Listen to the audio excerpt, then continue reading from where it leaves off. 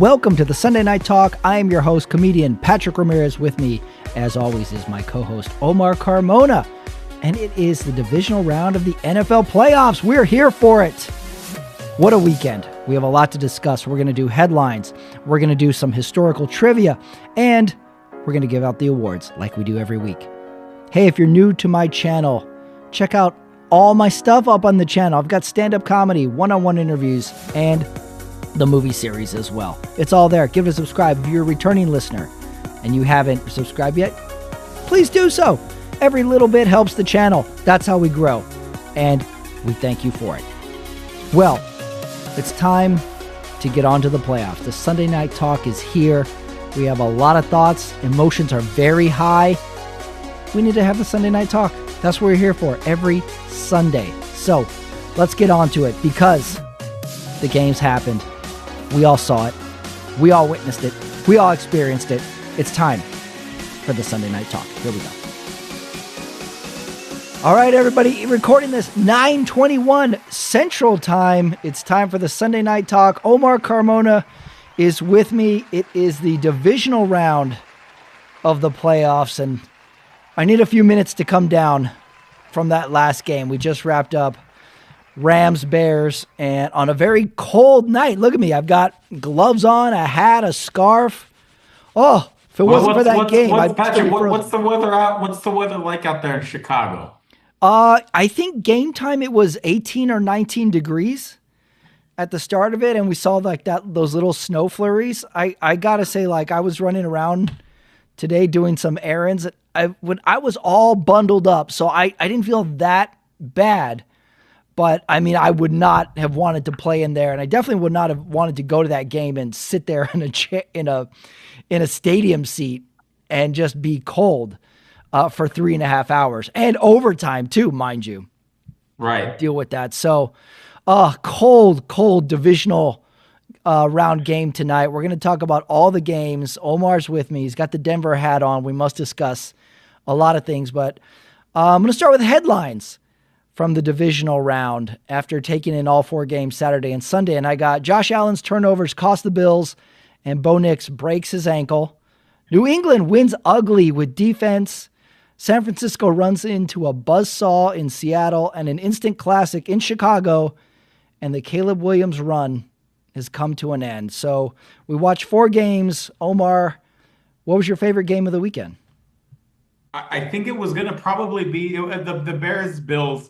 I'm sorry, the Bills-Broncos was, I mean, it was the best game it was a shootout at the end, and it was anybody's game. I think the first game that, Josh Allen had some blunders. I think in previous years when Josh Allen loses in the playoffs, you can point to everyone but Josh Allen, and this was the first year it looks like Josh Allen had some very costly turnovers, Pat, Yeah, it was really brutal to see, especially like his post-game press conference too, because he took it all, and I don't know who else you really can blame that loss on. Those 2 turnovers were huge. There was the pass interference penalties at the end, and Denver converted when they needed to, but just to have those turnovers from your marquee player, like we said it in weeks previous, like, does Josh Allen have enough to pull his team into a win? And this week, it's him who cost the team with some plays that are not very Josh Allen-like. And it's just like, oh, man, you feel like the guy was trying so hard, and that's great. But the flip side of it is, in his case, the carelessness with the ball, especially that end of the first half fumble, which was 3 points. Right. And you go into overtime tied, and it's unbelievable how heartbreaking that was. And one of the things I don't like about these playoffs now is I'm kind of sad for each team that loses. Like, I feel bad for each team walking off with their season ending. Like, I'm watching this Bears-Rams game, and I'm so excited because it's such a great game. And it's like 5 minutes to go in the fourth quarter. I'm like, oh, we're not going to see one of these teams anymore. This is it. Like, there's no week 19. One of these teams is gone for the rest of the season. I felt that way with Josh Allen yesterday. I felt that way with Caleb right at the end of this game. It's so brutal of an end for these teams, and I get anxiety. I got anxiety from this Bears game, but I get bummed out because like that's the end of this team. Like we watch a great game, goodbye, go home. But that's also what's great about football. You're muted. Let me ask you this. Of the teams that lost this weekend, which one will be back at the very least to the same weekend next year? Gosh, You got 49ers, Texans, Bills, Bears. Yeah, I would say you could probably make a case for all four, maybe realistically three, taking out Houston. But I would say just looking at the upside, looking at the ceiling of the Bears. I agree. I think it's got to be. I think we should expect the Bears to be here next year. I worry about that regression year, kind of like what Washington had Jayden this Daniels. year. You always worry about that. Like, was it a fluke? Because they won so many games on their last drive. You have to think that luck is going to run out. And we said it all week. Like, do they really can they really get lucky again another week? And the answer was like, yeah, that's how they play. That's how they do it. So yeah, they can, but next year it's a whole nother story. It's another year. It's new players. So I would say the Bears have the highest ceiling. A healthy San Francisco is going to be in the mix. If Houston can figure out their offense or C.J. Stroud gets a psychiatrist, I think you said it best. I think it's got to be the San Francisco at some point get healthy. Mm-hmm. Yeah, so I loved every single team in this round. Once Philly was out, I was like, great. Now we got a playoffs. Now I'm looking forward to every single game. So, yeah, I would say the Bears look to be the team that you were like, all right, let's take a month off. Let's start the season over again right now. It's been one of those seasons for the Bears where I'm like, let's just go right now. Let's have another game next week because I'm not ready to part ways with the Bears. I love this team. Chris Collinsworth seems to love this team too. He was just like, I've never seen this before, Mike. Wow, where did this come from? I'm not even disappointed at how they lost with that weird interception. But I just couldn't believe that fourth down play. We're going to talk about the game, of course, but that fourth down Caleb fadeaway pass from the 40-yard line, and it lands basically in the back of the end zone. I don't think anybody can throw that ball but him and maybe Mahomes. Yeah, that was. It seemed like even the defense wasn't expecting him to have that kind of strength. Yeah, it was like, how can you top that fourth down throw from last week against the Packers where he was falling backwards? He's like, oh, wait a second. I got another one in my pocket. Higher stakes, fourth down, longer distance, game on the line. Watch this. It was unbelievable of a throw. I can't wait to go back and rewatch that series because it was back and forth all night. And oddly, in that third quarter, it was all defense in that Bears-Rams game. So let me continue with the divisional round questions I wrote down for you. Who do you feel worse for, Josh Allen or C.J. Stroud today? I think I'm going to say C.J. Stroud because I think Josh Allen's place in that franchise is solidified. He is the Bills franchise quarterback. I think after watching today's game, I know he's been in the playoffs, the last, 3 years? The Texans have been in the playoffs the last 3 years. But it seems like today, it seemed like you guys lost this maybe because of C.J. Stroud. Oh, they absolutely lost it because of C.J. Stroud. I feel bad for him, the worst, because I don't necessarily believe that his place is fixed with that franchise yet. Have we ever seen such a quarterback unraveling like we did today? Like, he was scared to throw the ball. I think here's the worst part about it is, are you shocked? I mean, are you saying that you could not have seen this happening? I don't think. Not this bad. Ooh, maybe not this bad, but we didn't this.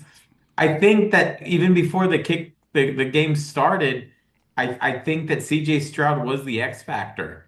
Yeah, he definitely was, and he was not great against Pittsburgh last week, but he was not catastrophic bad.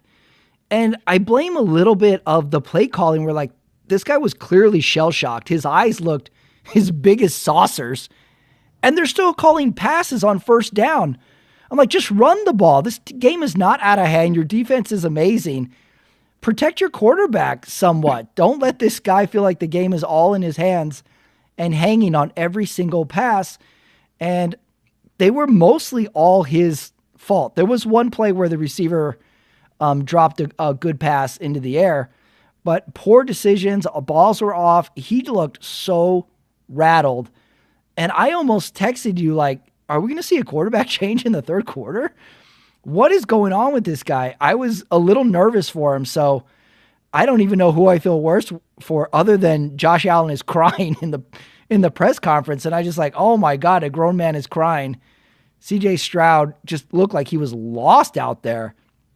So it's a toss-up for me. Like I couldn't believe that was the performance he put out there.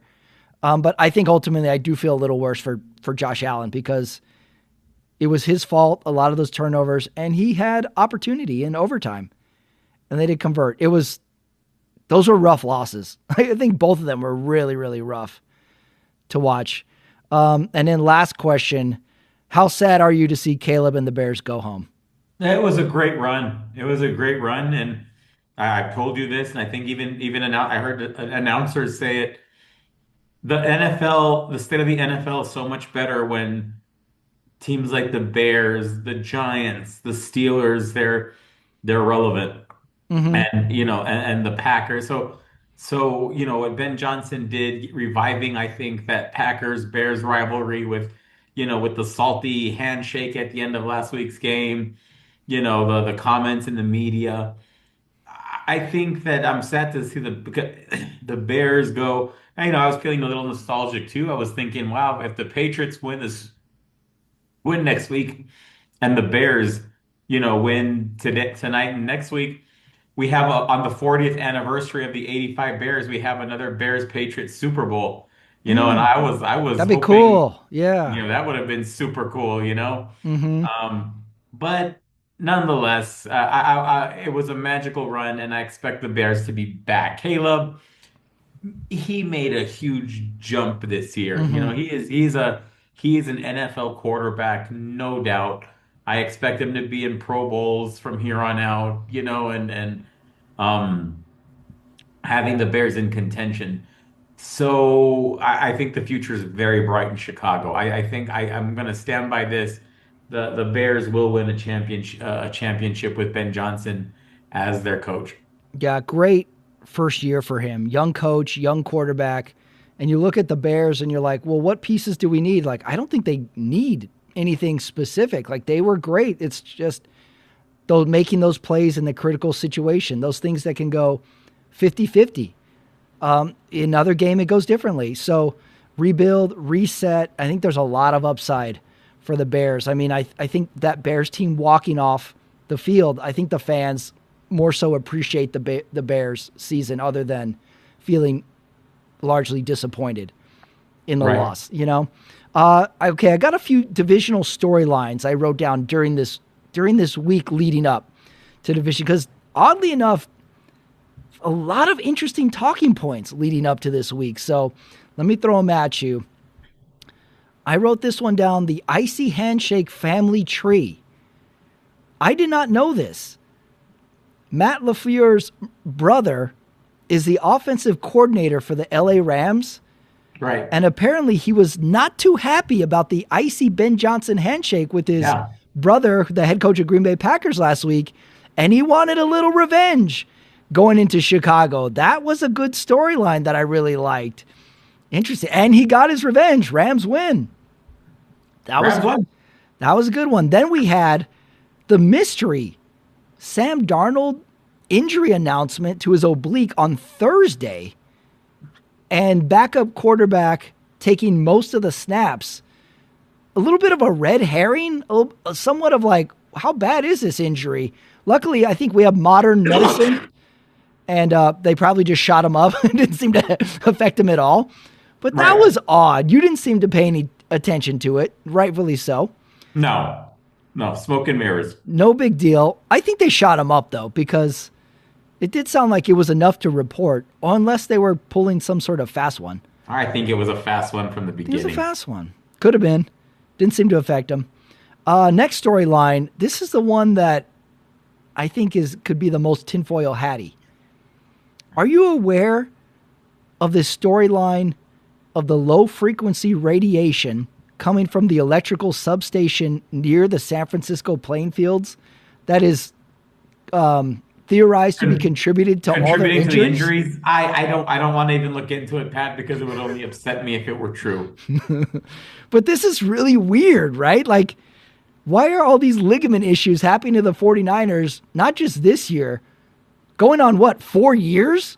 5, 6 years. Of them being the most injured? This is very strange. If I'm the 49ers, I'm just like, well, let's just experiment and let's move our practice facility somewhere else next year. Let's just see. That was a good storyline that I thought was very fun to talk about Conspiracy Corner. And then last storyline, cold weather Bears-Rams late game scheduling, I thought had some legs, where the Bears and Rams were on the least amount of rest, and Seattle, San Francisco were on the most. They had 8 days, and the Bears-Rams had like 6 days. Right. Odd scheduling. Odd. It was terrible. I thought it was very unfair to the Niners and the Bills. Yes, definitely unfair to the Niners for sure.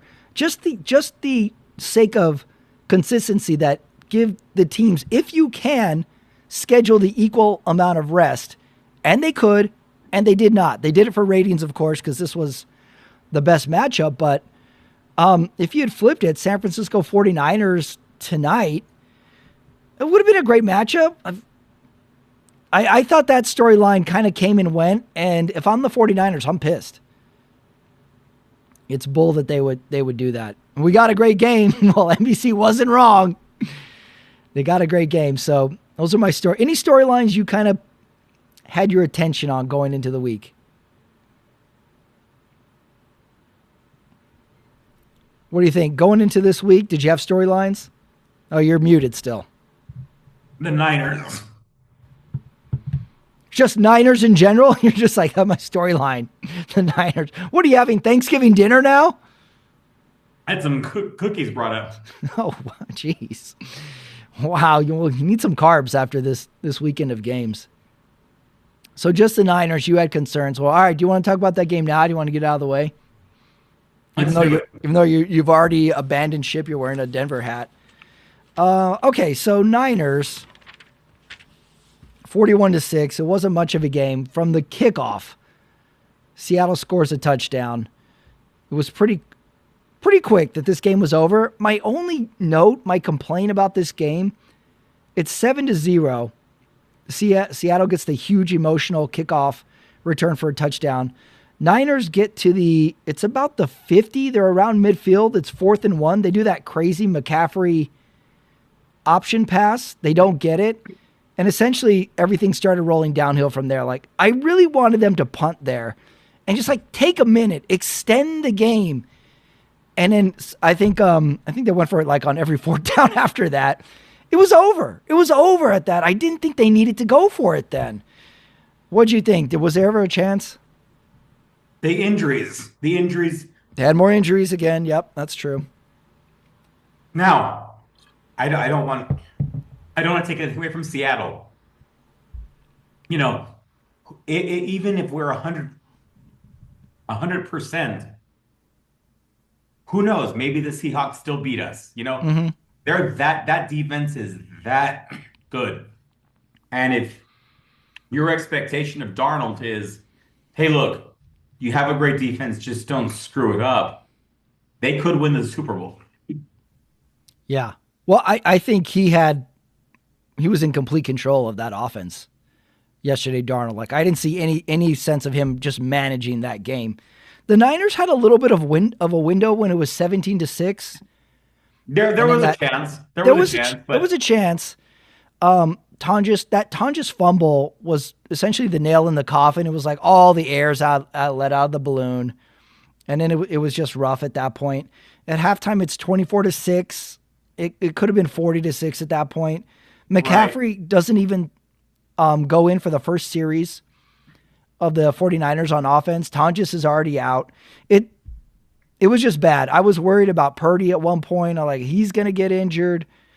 So Niners were never in this. Seattle looks like they are ready to accept the Super Bowl trophy right now. So they're good. They looked really good. I'm going to be very honest. I know we're going to talk about it later, but I don't give the Rams much of a chance. Oh, really? All right. Well, I kind of had that in my notes for that game, but let's jump to it right now. Watching this game, I thought Bears or Rams going into Seattle, like, they can play with these guys. I was really impressed in this Rams-Bears game with the defense. I didn't know this was going to be such a defensive battle. So right. I felt like the Rams or Bears were going to go into Seattle, going off whoever wins this game is going to have a ton of confidence and go into Seattle and be like, we can play with these guys. You don't feel that way, though. I think the Seattle defense is just too good. Way too good. So you think the defense will overpower Rams offense? Yes. And how do you feel? Let's flip it. Seattle offense against the Rams D we just watched. Sam Darnold just can't screw it up. All right, so you're on Sam Darnold camp now. As long as he doesn't screw it up, Pat. Like that's, I mean, it's one of those like Brad. It could be one of those Brad Johnson, Trent, Dilfer runs to a Super Bowl championship. I don't think he's Trent Dilfer status. You really think that? You think he's better? Absolutely. Sam Darnold? I think statistically, yes. I think he's much better. Well, would you rather have last drive Trent Dilfer or Sam Darnold? To me, it's Darnold 10 out of 10. Trent Dilfer was terrible. I thought so too, but he won a Super Bowl.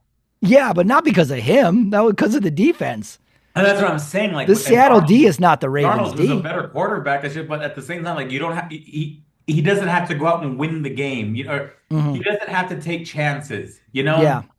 No, I get that. I just think the comp is uneven. Those Ravens were winning games 16-9, 12-6. Seattle's putting up points. So I think Darnold is like is elite level this year. Bears, Rams, sticking with this game, just jumping right to that last drive by the Bears. They don't get that fourth down conversion inside the 10. And I'm getting texts from our text group from our Uncle Ray, and he's writing, it's over. And I'm right, have you watched the Bears this year? They take it down to the last second. It's not over. And sure enough, it wasn't. And they did it again. They did it again. I got their last drive. They start from the 50. There's a minute 50 left. So if we start to pick apart the Rams at all, that drive where they had to punt to the Bears, you could say they messed up because they throw the ball on that third down. Before we talk about that, let me just say this.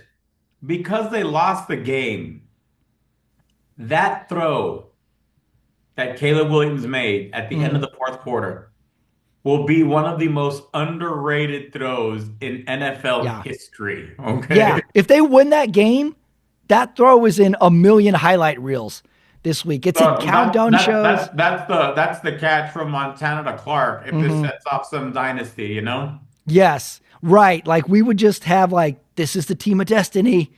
They believe there's always a way. They're like that Cinderella team in the NCAA tournament. That's like, they're just touched by God this year. They're like a 14 seed Butler or something. So yeah, that Rams drive where they had to punt to the Bears, they throw the ball on third down on the front side of the 2-minute warning. They run the ball on the front side of the 2-minute warning so they kind of were like, they're like, all right, we don't care if we don't get the first down. We're going to let it run 2-minute warning. They could have thrown the ball. And if it took 4 seconds, it would have been the 2-minute warning anyway. So I think you can dissect that somewhat. But anyway, the Bears get the ball at the 50. Not a good punt. There's a minute 50 left. Instantly, there's a pass to the 32-yard line.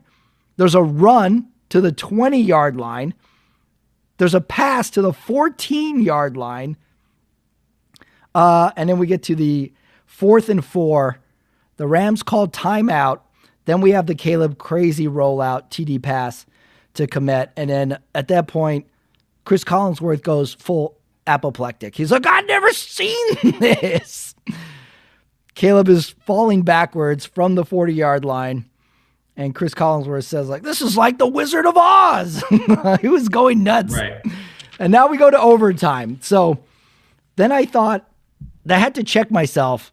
Did you have to do this? You're like, all right, do I know the overtime rules for the playoffs or not? Because I wasn't sure I did. Are they the same as regular season?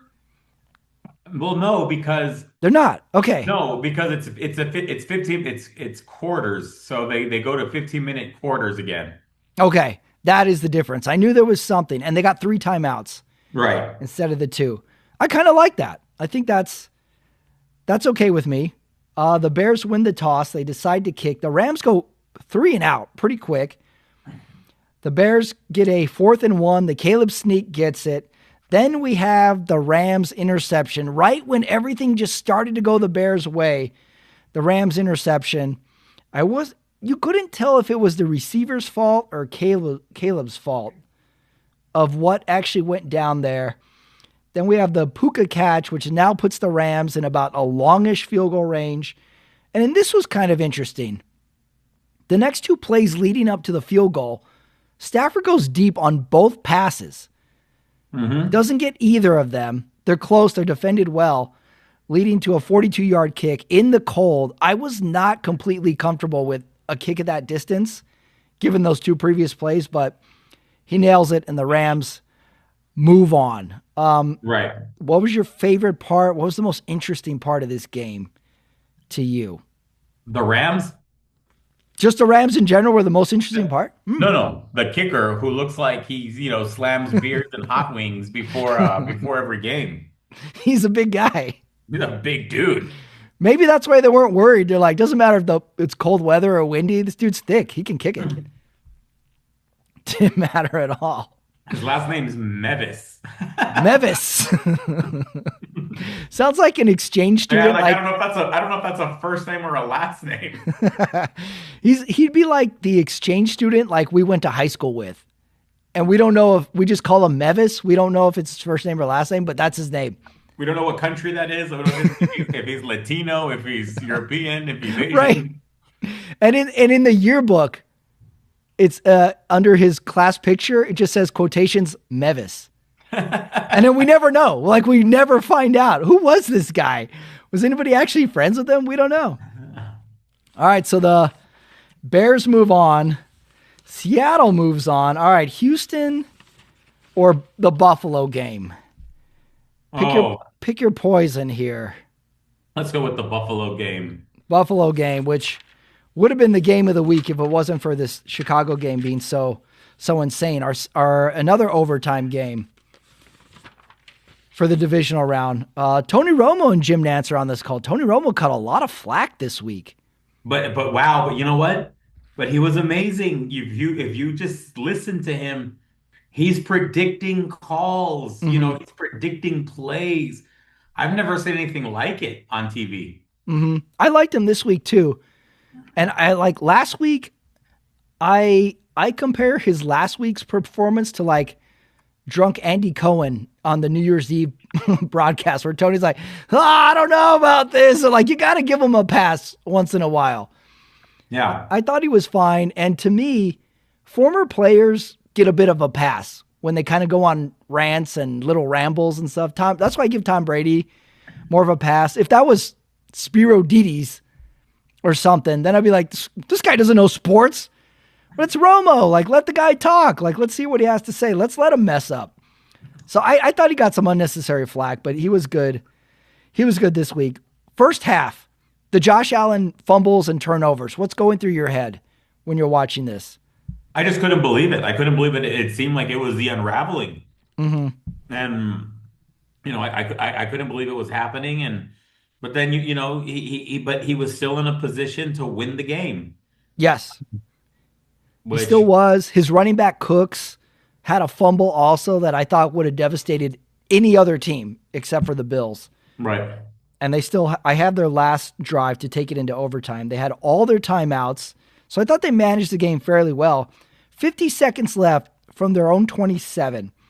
They get a 9-yard pass, timeout after an incompletion. They get an encroachment penalty on like a 3rd and short. So they get a first down again. And I thought like, oh, Denver just blew it. They get an incomplete on a drop. Then they run the hook and ladder play, which I don't think any other team has perfected more than the Bills. It was like the 3rd time they've ran it this year, that same play. It was just executed so And it well. worked perfectly all 3 times. So they get down to the 32. They go deep. It's incomplete. 2nd down, incomplete. 3rd down, incomplete. And then they hit a 50-yard kick. So the only gripe I have is like they could have been playing for the win instead of the tie if those passes were any better. But they take it into overtime. And the part, like there's so much to discuss with overtime. The one part that I think came and went really quick is when the Bills get the ball right close to their goal line and Josh Allen almost gets sacked for a safety. There's a holding call they could have called in the end zone, which would have been a safety, like 2 different ways to end the game in that overtime. They get out of that end zone, and then we come to the play. We come to the deep ball that is caught, but not caught, but actually intercepted, and now Denver has the ball. So where did you come down in real time on that catch interception? It seemed very fast to me. Like it just wasn't reviewed fast enough. I'm still gonna say it was the right result. I just don't see that he made by the time he got where he would have been down by contact at that moment, it didn't seem like he had full possession. Yeah, okay, so you agree with the call on the field. Yeah. I think it's one of those plays we could really look at it 100 times and make a case for either and almost be right on either. Just there isn't that angle that shows him really securing it, but there's lots of still shots of him on the ground with the ball. And interesting enough, they don't review it. And McDermott calls the timeout in hopes of up top reviewing it. They don't. I wouldn't mind them reviewing it, to be honest. I don't know how they would have changed it. I did not see enough to change it, to be honest. But I don't know why they didn't review it. In an era where we review everything, why did they not take a second look at that play? Right.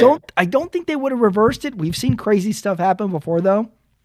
But I'm with you. I'm watching it in real time. I have to agree with the call on the field that was an intercept, but it was one of the weirder plays. And the guy was beat. Josh Allen threw that ball short. So there's plenty of angles in there. And then we come down to the Broncos' last drive. I basically have, there's 3 deep balls. 2 of them were pass interference calls. The last one, I think, was legitimate pass interference. The second to last one, I would have been okay if they have let that one go. It's been a pretty physical game up until that part. And then there was one that was a no call. Where would you stand on those pass interference calls? The last one was a pass interference. I thought it was such a course. I thought it was so out of bounds for him to react the way he did. That was a pass interference. Mm-hmm. It was close. I get it. But the one before that, terrible call. Yeah, I'm with you on that. As chippy and as physical as the game was, that one should have been let go. I'm with you on that one. It was interesting, though, that the defense and the offense that offensive play call that Sean Payton and Bo Nix put out there, they got 3 deep balls on 1-on-1 coverage. That was just like, we got a 50-50 shot at pass interference on 3 passes in a row, essentially. However you slice it, they put it into their advantage with those play calls. And I have to give them that. And the guy was beat on all 3 of those passes. The defender was beat. And he had to recover, and he interfered on 2 of them. Called for 2 of them. We get the weird QB rollout on the left side, which we found out now was the broken ankle Bo Nix play. They take a knee. They kick the field goal. Game over. Broncos win. Celebration. And it's not more than 15 minutes later that we get the tweet or the news that Bo Nix broke his ankle and he's out for the season. I mean, for this conference championship game. So now we've got this whole thing to contend with. That's really strange. And I'm already reading conspiracy theories that Bo Nix didn't break his ankle on that play. He broke it celebrating in the locker room. It was the play. It had to have been the play.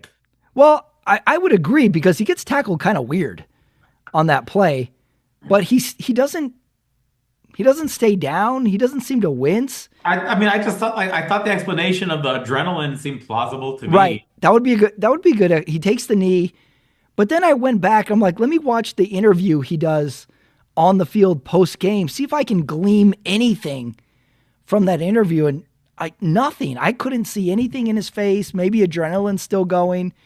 He's not limping or anything in any of these videos. It's really odd. And I think we're going to find out more details this week about the injury. But now the Broncos go from the highest of highs to like, oh, we just lost our quarterback. And we're going to, and we're playing in the New England Patriots on the road. So chances for the Broncos going into New England, or no, New England coming to them? Patrick, you're talking about the person. I guess. What's the statistic that this hasn't been done since Staubach? A person making his first start at a championship game. Was that it? Or is he? Oh, I haven't seen that one. That's true. Yeah. Well, Stidham has never started a game or started for the season. You mean? Right. I think in the last, he hasn't thrown a pass since week 18 of 23 when he played for the Patriots. Wow. So this is a great storyline. Who's going to pick up who? In 24 and in 25, he didn't throw a single pass for the Broncos. Wow. Right. So the Broncos got a whole ton of work coming this week to go into New England. They're going to have to rely on their D. They're going to have to find something. We don't know anything about Stidham. If you're the Patriots, you're like, all right, let me watch some film on Stidham. Here's stuff from 2 years ago. Oh, great. Okay. This is all we got. Well, but he was playing for the Patriots. Right. Well, that's what I'm saying. To like, well, anybody still on the staff when Stidham was here? What do you know? Anything? Right. This is one of the weirder things as far as preparation goes. I can't help but feel kind of bad for the Broncos and Bo Nix that this is the deal they got. I was texting cousin Adrian, big Broncos fan, and he just wrote, "This sucks," and he's gone radio silent on me for the last 24 hours. So this is it. The statistic is Broncos quarterback Jarrett Stidham will become the second quarterback to make his first start of the season in a conference championship game. Wow. The other was Roger Staubach. No way. Made his first start of the 1972 season in the NFC Championship versus Washington, a game the Cowboys lost 26-3. Oh, geez. So history's not on his side. Let's just pretend for a second. Let's go back. How was Bo Nix good in this win over Buffalo? I thought he was good enough. Was he good? I think we saw a better version of Bo Nix. Mm-hmm. Yeah, I think he is more mastered he gets the Trent Dilfer Award. He's mastered managing the game. He can make a throw. He can manage the game well. He's not making mistakes. We didn't see the big Bo Nix mistake yesterday. But to lose him like that, just the command of the offense that I think you get over a season is the biggest one. I'm waiting for more information this week about what's up with him and what exactly happened, because I don't think this story is cut and dry. I think there's more stuff to discuss there. I got to give some credit to Sean Payton, the coaching staff, where they were ready. They were ready for the Bills. And even though the Bills had a lot of mistakes, they were in this game. They fought. But ultimately, to give away 3 points at the end of the half with a careless fumble, that drive was not going to score any points, Josh Allen. What? I don't know. That's going to be with him all offseason, I think. I hate that happened to him too, by the way. Yeah. It's really rough. Broncos move on. Quarterback issues. And then we come to the early game of Sunday. Houston at New England. It's kind of snowing in New England. And we already hit the main headline is CJ Stroud forgot how to play quarterback. Everything got in his head. And the only thing that's keeping the Houston Texans in this game are Drake May turnovers. If you were to tell me Drake May is going to be the reason Houston is in this game, I'm like, no way. And yet Drake May fumbles the ball 4 times in this game. He loses 2 of them. And this game was kind of in doubt into the fourth quarter. So, any concerns for New England in this game? You know, if Drake May continues to play at a high level, uh, here's the thing, but the Broncos defense is no joke either. So although they're rolling out with Jarrett Stidham, this is still a very top-notch defense. Okay, Yeah. and they are capable of giving Drake May, some complicated looks. I'm still gonna say the Patriots are gonna win, but I still think that the Broncos defense, it's not gonna be just like a walkover. One of the things, I mean, I like this about all weekend, all the games this weekend, but we really saw excellent coaching by all the games. There wasn't any real big coaching blunder.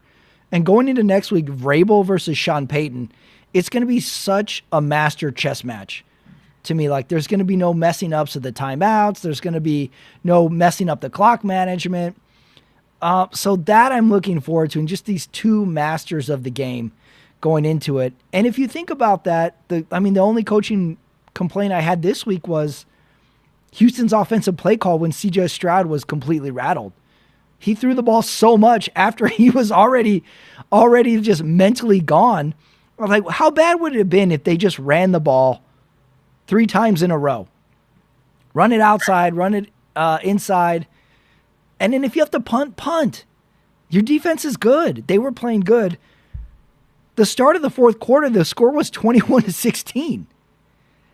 This could have been that Trent Dilfer win type of game.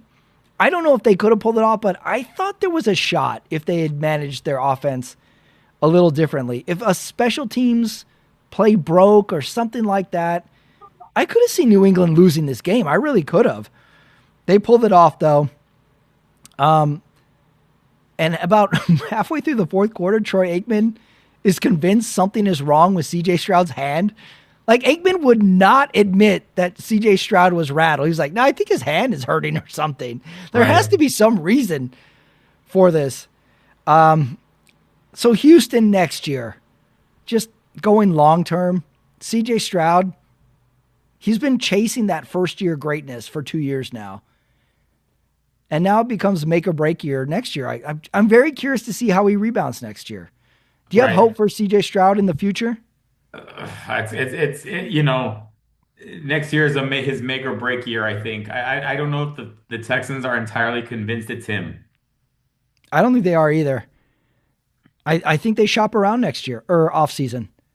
They could. Don't be surprised. In the draft, maybe. Because CJ Stroud was not good at the end of the season. He was not good in that Pittsburgh game. No. And in this game, he was beyond not good. He had opportunity. He had just really bad decision making, and he unraveled. It was hard to watch. I gotta say, that was brutal. And I don't think his team helped me. On the flip side, I was actually excited to watch Houston on defense every single series. I was loving it. They're defending every ball. New England guy catches the ball. He's instantly tackled. They're chasing around Drake May. Right. I really liked watching that Houston defense, and I bought the hype this week. I was like, all my bets are going on Houston this week. They're really good. They are a really good unit. So I heard so many people had Houston in the Super Bowl. I bought in, and it was wrong to do that. I forgot they play offense too. That's another team that could very well be back next year. Okay, yeah. All right, what a week of football. I love that the 2 games on Saturday, the 2 on Sunday. It feels very manageable, even though it does still consume my whole day. But I did like that. So, divisional round, you're in the books. So now we go on to, I got a little fun thing for trivia category this week for you, Omar. All right, what do you got? I got a countdown list for you. This is my top 5 least favorite Super Bowls of the last 25 years. Oh. From 2001 to 2025, my least favorite Super Bowls. We always talk about the great games and the great times we had and the games we watched and how we felt about it. But there have been some stinkers over the years, and I think that needs to be addressed too. So, top 5 least favorite Super Bowls. Number 5, 2001 Baltimore New York Giants. This was the Ray Lewis, great That Baltimore. was the dominant Ravens defense. Brian Billick. That was a Trent Dilfer Super Bowl. Yep, that was the Dilfer Bowl. And so, yeah, that bad. Just Kerry Collins looked like a deer in headlights that game. Yeah, it was no offense. It was boring. Kerry Collins throwing passes to Amani Toomer.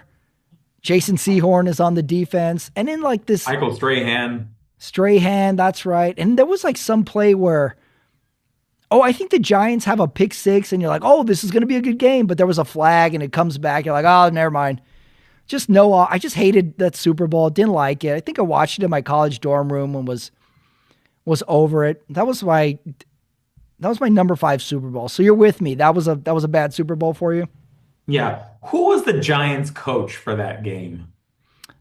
Who was the Giants coach? I know Sean Payton was on the staff.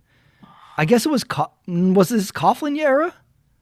Was it Coughlin's time yet? Or was he still with the Jaguars? He might have still been with the Jaguars. I'm not sure. Double check me on that, because it seems like that Giants team really just came and went. But I definitely remember just waiting for that game to start. And it's in the fourth quarter. I'm like, this game's Baltimore. Sure, punt the ball. It doesn't matter, Giants. You're not going to go anywhere on these Baltimore Ravens. Maybe Trent Dilfer will mess up. Jim Fossil. Jim Fossil. Wow, there's the name. That was 2001. Start of the century. All right, number 4. Least favorite Super Bowl. 2019 New England Patriots LA Rams. This was at 16 boring, just a very low scoring game. Another one where I'm just waiting for it to start, and it never did. Jared Goff is quarterback for the Rams. Couldn't find a receiver. Boring. Indoor Super Bowl too, which somehow makes it more boring when the game isn't good. So where do you stand on that Super Bowl? You didn't like it either, huh? No, very just slow game, but ultimately the fact that it was Tom Brady, though, just another Super Bowl to add to that legacy. Right. It was right in that middle of the dynasty where like not adding to the rings, not hurting. Also keep in mind that one thing about Patriots Super Bowls, there were never any blowouts in Patriots Super Bowls. They always played close games. Yeah, you're right. It was always a close game some way. Yeah.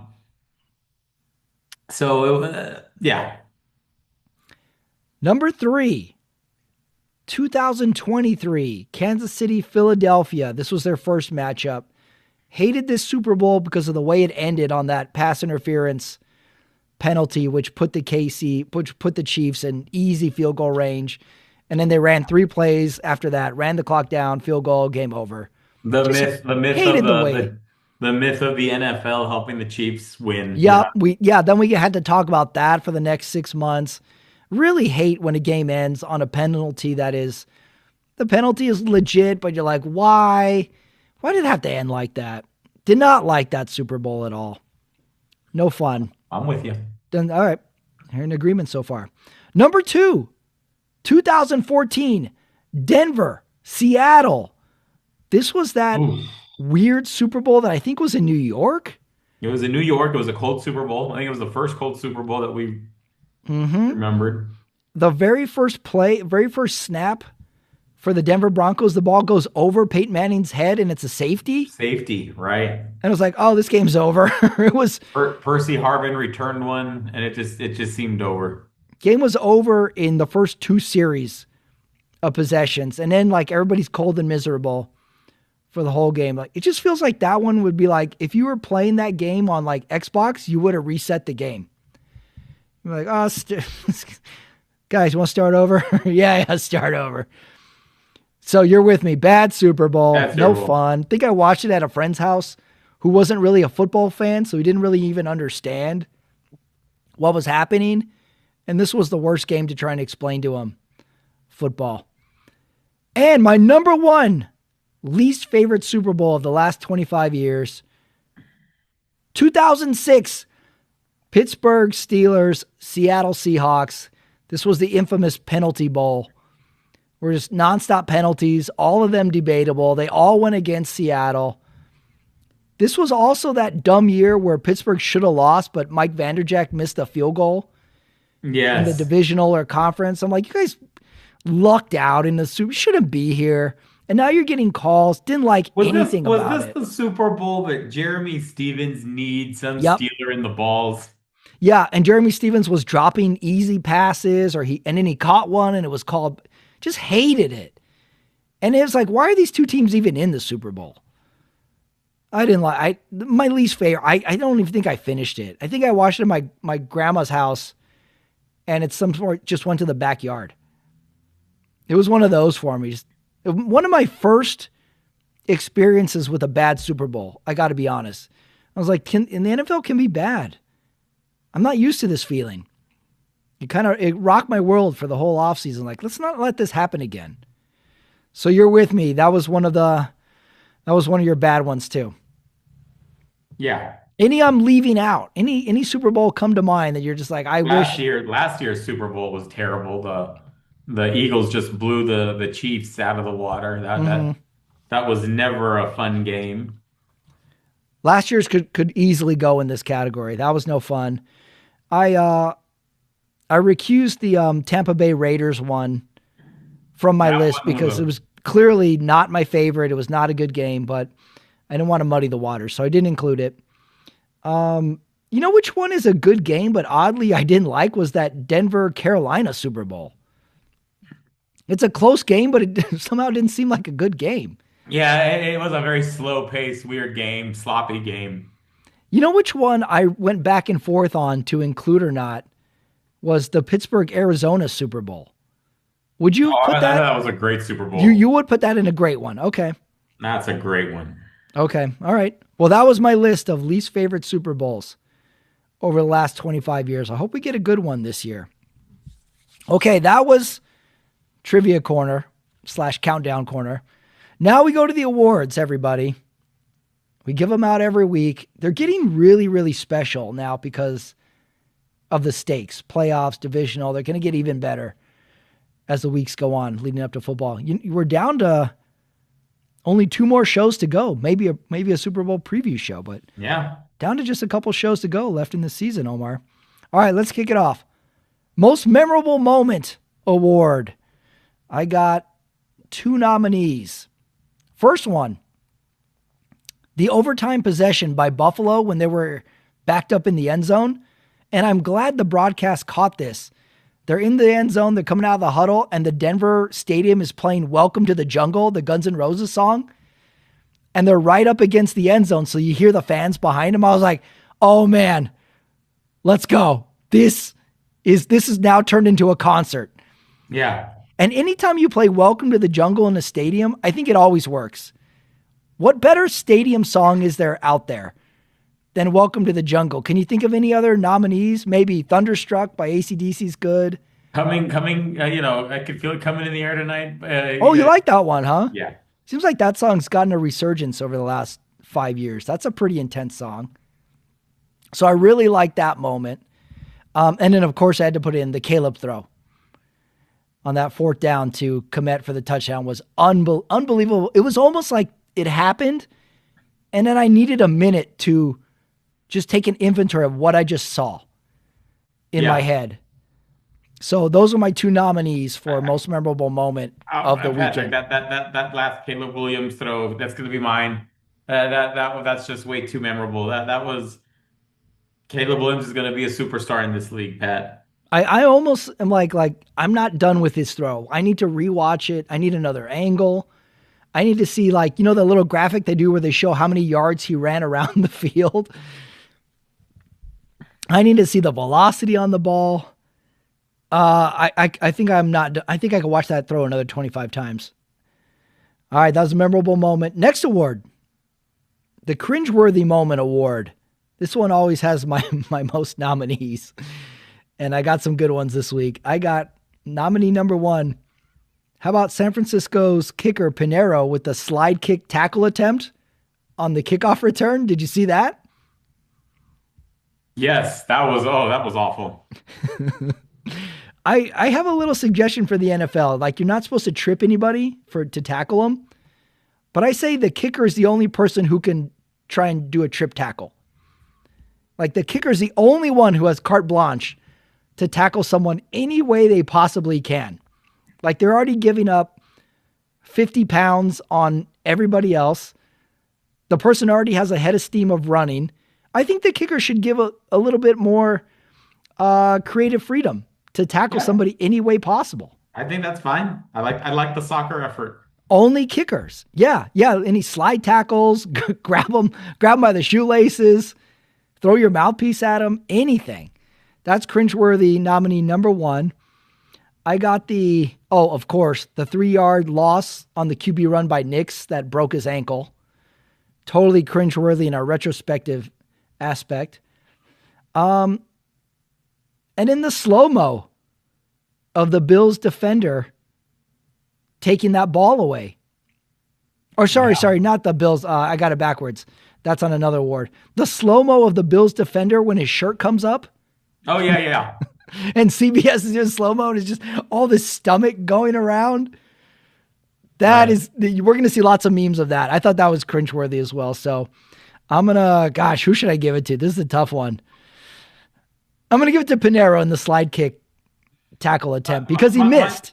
You're right. It was so awful and so unathletic to look at.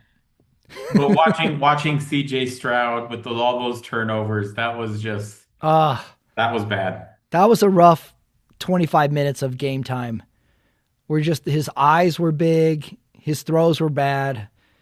I'm with you. That was very cringeworthy. I saw a stat line that said, his quarterback rating was, 26.3%. And someone did the math.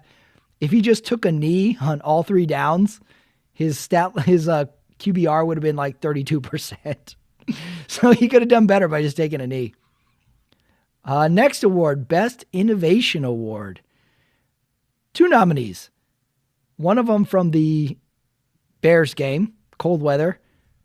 How about taking your shirt off in a cold weather game? No, there was some kids doing that stuff. Who invented that? Who thought that was a good idea? I guess they want to get on camera, so let's take our shirt off. But that's something that has persisted for my whole lifetime. Take your shirt off. It's a very male thing to do. It's like, hey, what can we do that's kind of crazy right now and might result in harm? Hey, let's take our shirts off in sub-freezing temperatures. So whoever invented that was a pioneer because we've been doing it for my whole life.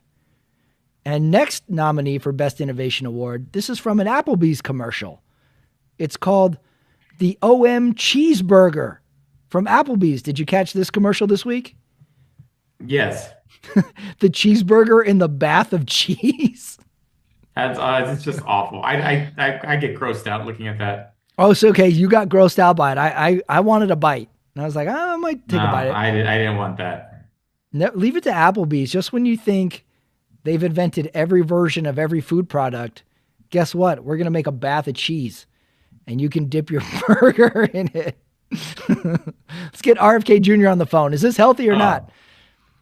The OMG cheeseburger from Applebee's. What do you got? Any innovations that get the award for you this week? I didn't, I was just my innovations, I guess, is the, how they divide it with the channels and the time slots and whatnot. Just, I mean, these guys are just printing money come playoff season with these commercials. So there's my innovation, just the marketing. Marketing. It's so easy for the NFL. Let's just stack the games. We'll do it on Saturday. We'll do it on Sunday. Everybody's going to watch.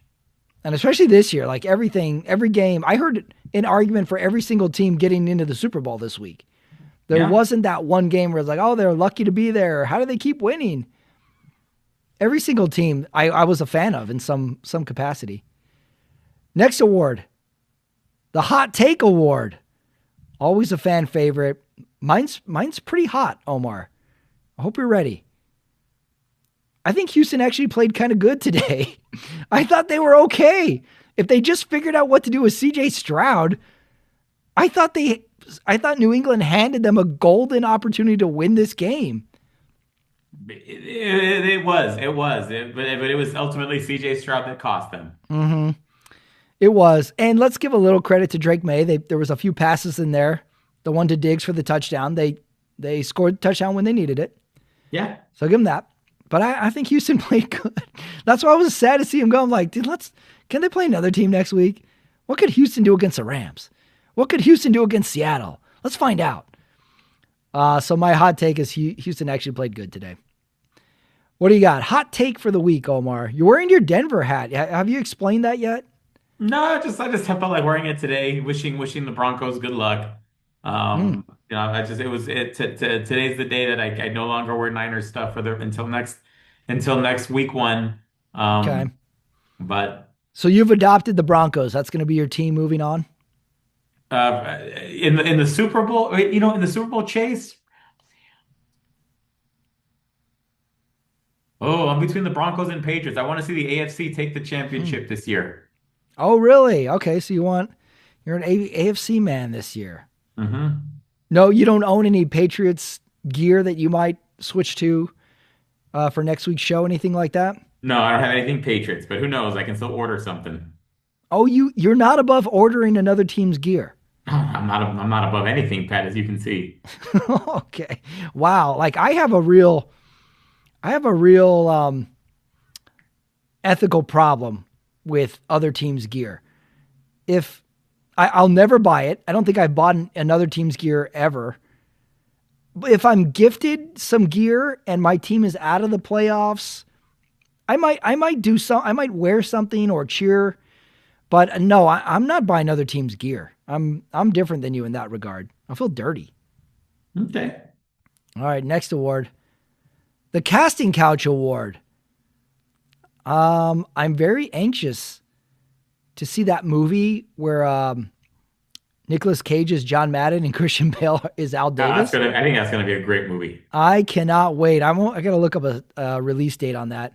So in that vein, and thinking of that, because Matt Damon and Ben Affleck just had a movie come out this weekend on Netflix, which I watched. The Rib. It was pretty good. I liked it. So what about this? How about Damon and Affleck play Joe Buck and Troy Aikman? Huh.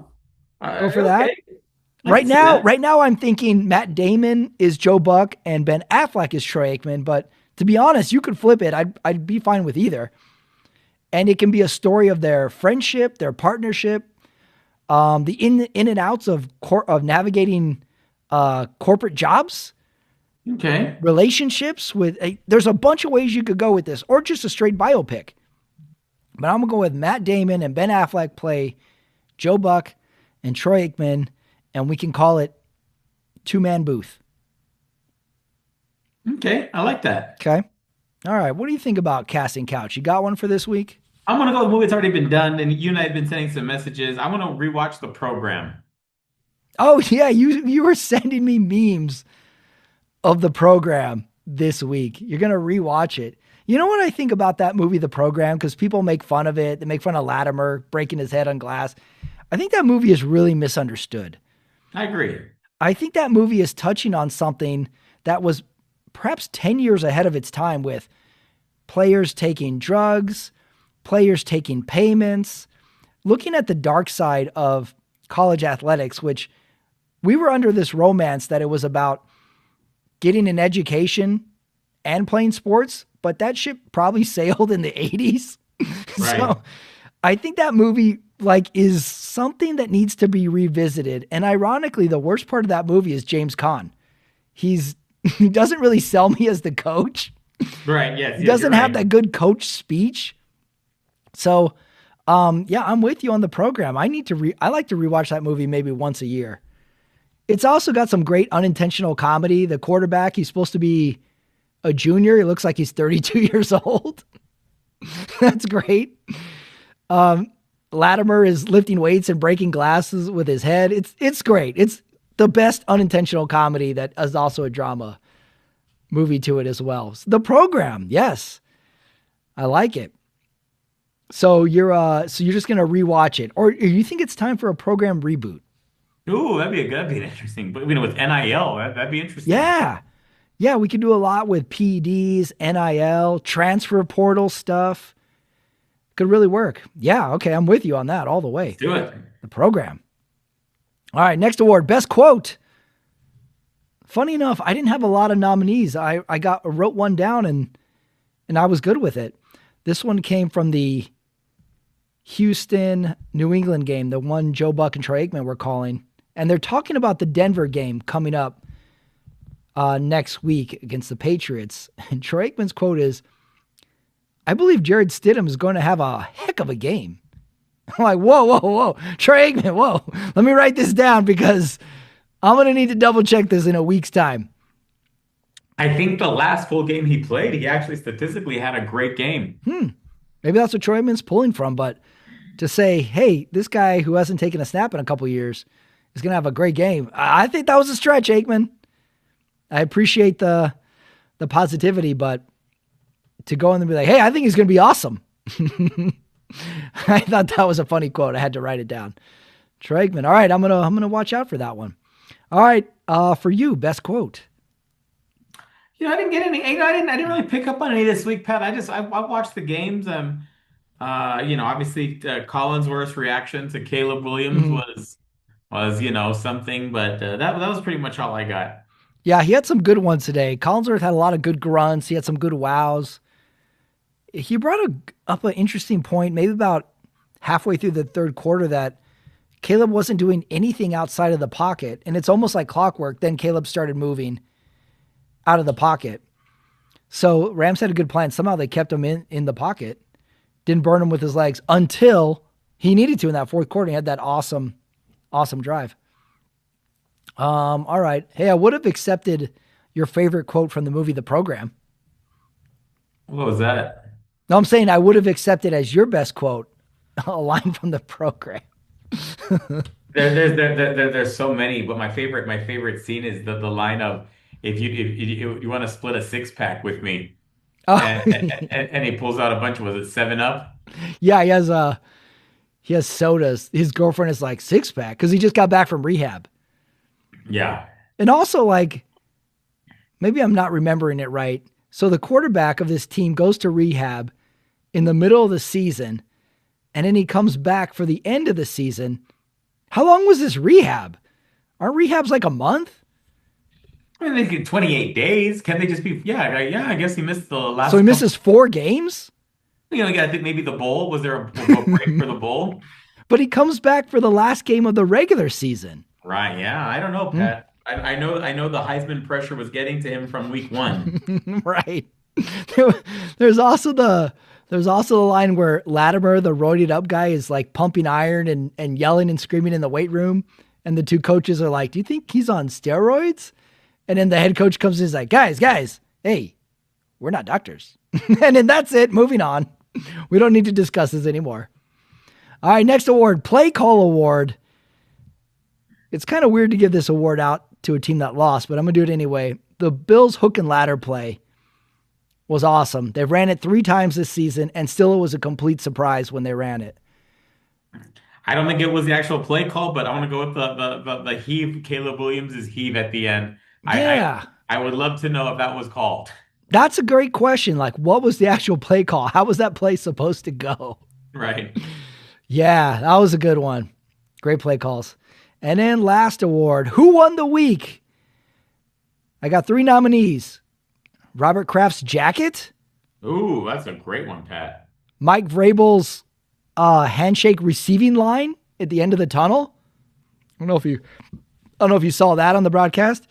And then lastly, thick kickers. Wow, Pat, you have a pretty strong list. I like the thick kickers. Hmm. Who won the week? I think Caleb Williams' agent won the week, Oh, that's a good one. and I think whereas C.J. Stroud's agent, maybe looking for some other talent in his book of business. I don't know. Yeah, start making a lot of phone calls. Yeah. If no, they're both AFC. If I'm Houston, I'm like, hey Lamar, you still happy over there? Hey, you wanna have a meeting, Lamar? I know you usually don't go AFC team to AFC team, but why don't we take a phone call? All right, Robert Kraft's jacket was like this cool Letterman's jacket, and he was on the sideline, glad handing all the players. Mike Vrabel just giving the handshakes at the end of the tunnel was pretty awesome, and I'm glad they caught that. Him hugging everybody. He's the last one in the locker room. It was pretty awesome. Thick kickers. I think it'd be great to get some stories get some background on this Mevis guy. Let's find out some more information. I'm going to give it to Robert Kraft's jacket. I wouldn't mind a Raiders jacket version of what he had. That was cool. Yeah. All right, so that brings us to, since there's no Monday night, but we do have a conference championship next week, and we're on to a lot of people's favorite week of the whole season. And now we have a matchup. I don't know if we have a schedule yet, but let's start with the games so we can predict them. New England. The first one's the AFC. AFC plays first. Okay, AFC first. So New England at Denver. What's your instant reaction to this game? Who do you like? What do you see happening?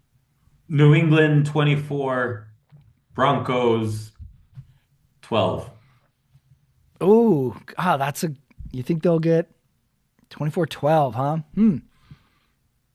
What do you think it's going to come down to? You think it's a Stidham thing? He can't move the offense? Thing. I think it's just asking way too much. God, what is the line going to be on this game? Denver's at home with a backup QB.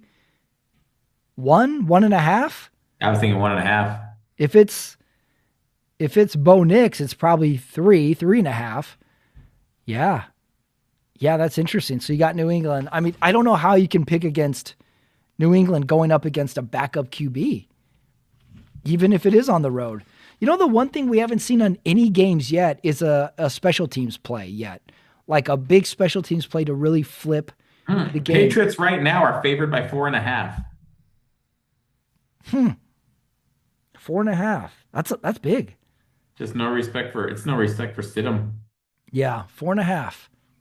All right, we'll see. If you're Denver, it's like we got to be good on D. We got to give Stidham a chance. We got to go full Trent Dilfer mode, and we need something on special teams. No one has had the big special teams mess up yet this week. Seattle had the kickoff return, of course, but nothing to really flip the game in the middle of the game. And in the late game, LA Rams at Seattle. You know, my fear with the Rams is getting a little too high off of this win. Feeling like this was the biggest win of the season, and then they go in flat into Seattle. What do you think? Gut reaction, LA Rams at Seattle. I want to say Seattle wins this game. I think it's going to be a close game. So I'm going to go 28-26 Seahawks. Wow, 2026. What's the line on this game right now? Hold on, let me. 1.5. Seahawks are 1.5 point favorites. That seems really low. To be at home and to only be 1.5? Huh. The Rams on the road, third week in a row, is hard to justify in my brain. Yeah. But then again, they got a wily Stafford. They got a never say die attitude. Better game of the two? What do you think you're going to enjoy watching more, the AFC matchup or the NFC? I think the AFC one interests me more. Really? Yeah. The Stidham thing scares me. I'm worried he's not going to be able to do anything, and we're just going to watch him. We're going to watch Denver punt for 3.5 quarters, and then they're going to have a 4th and 8. They're going to be forced to go for it. They don't get it. Game over. That's my worry of this AFC game. But I'm with you on both, New England and Seattle on both. So New England, Seattle, Super Bowl could be very, very spicy. All right. Final thoughts on the divisional round of the NFL. I know you're upset because your team season ended. But overall, I think we had a great slate of games, and I really enjoyed Buffalo. We're very lucky. And I got Indiana tomorrow. We got tomorrow night. We got college. Oh, well, I took a beating on all my bets this week. So maybe I try and win it all back tomorrow night with the college bet. Nice. I let it ride, baby. Careful with that. Let it ride. All right, everybody. That was the divisional round of the Sunday Night Talk. We will be here next week, Sunday night, giving our conference championship breakdown. Omar Carmona, sorry your team's out. My team didn't even make it. For me, Patrick Ramirez, new subscribers. Give it a like, give it a subscribe. Omar's jumping on the Denver bandwagon. Look at that hair. Yeah. You got a lot of hair. All right, everybody. Enjoy your Sunday night. Great games. We'll see you next week. Goodbye.